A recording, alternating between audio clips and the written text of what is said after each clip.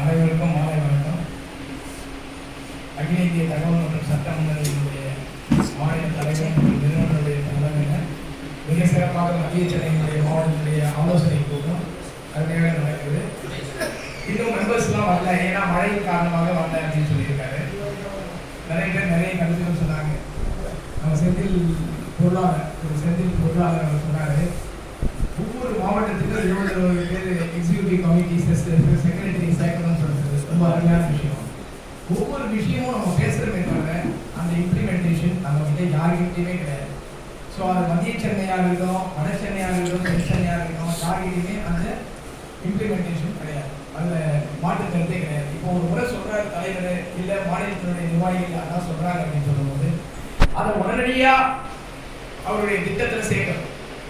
So அப்படி சேர்த்தாதான் நம்ம மனு சேர்க்க முடியும். நானும் ஆரம்பத்துலேருந்து சொல்கிறேன், அந்தந்த மாவட்டத்தில் அந்தந்த தொகுதியில் அந்தந்த பகுதியில் நீங்கள் மீட்டிங் போடுங்க, அதை சார்ந்த மாநில நிர்வாகிகளை போடுங்க அப்படின்னு சொன்னார். இப்போ சற்று முன் பேசிய துணைத் தலைவர் நம்ம ரவிச்சந்திரன் ஐயா சொன்னார், ரொம்ப அருமையான கருத்து சொன்னார். அகில இந்திய தகவல் மற்றும் சட்ட முன்னணி எந்த அமைப்பை கொண்டு எந்த நோக்கத்தை கொண்டு செயல்படுதுன்றது சொன்னார். இது மாதிரி தகவல் அறியும் உரிமை சட்டத்தை நம்ம தாசில்தார் அலுவலகம், கவர்மெண்ட் ஆஃபீஸ்லாம் நீங்கள் நோட்டீஸ் போடுங்க. நோட்டீஸில் போட்டு அதை நீங்கள் மக்கள்லாம் நிறைய மக்கள் நம்மகிட்ட வருவாங்க. அதன் மூலம் நம்ம விழிப்புணர்வு கொடுப்போம். அதன் மூலம் அமைப்பு வெளியில் போடுவாங்க.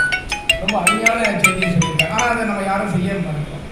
அதே மாதிரி முகாம்களை போடுங்கன்னு சொல்கிறோம். அந்தந்த தொகுதியில் போடுங்க. ஒரு 4 பேர் வந்தால் கூட போதும். அந்த தொகுதிக்கு தெரியும் நம்ம என்ன ஆக்டிவிட்டிஸ் செய்யணும் அப்படின்னு சொல்லிட்டு. ஸோ எடுத்தவொடனே நம்ம மாநாடை பற்றி பேசுகிறோம். மாநாடு நம்ம தலைவர் சொல்கிறாரு, நம்ம மத்திய சென்னை மாவட்ட தலைவர் அவருடைய ஒரு கான்ஃபிடென்ட்டான ஒரு எண்ணத்துக்கு நான் ரொம்ப கிளாப்ஸ் பண்ணுறேன். ஏன்னு கேட்டிங்கன்னா, என்னால் செய்ய முடியும்னு நினைக்கிறாரு. அது மாதிரி அனைத்து மாவட்டத்திலையும் இருக்கிறவங்க அட்லீஸ்ட் ஒரு 1000 மெம்பர்ஸ் வரக்கூடிய கெப்பாசிட்டியை நம்ம எடுத்துக்கிட்டா தான் அட்லீஸ்ட் ஒரு 3000 தலைவர் நினைத்து 5000 பேர் கூட கொண்டு வரணும் அப்படின்னு தான் நினைக்கிறாரு. எங்களுடைய விருப்பம் என்னென்னா ஒரு 3000லேருந்து 4000 பேர் இருந்ததுன்னா அந்த மாநாடு ரொம்ப சிறப்பாக அமையும்.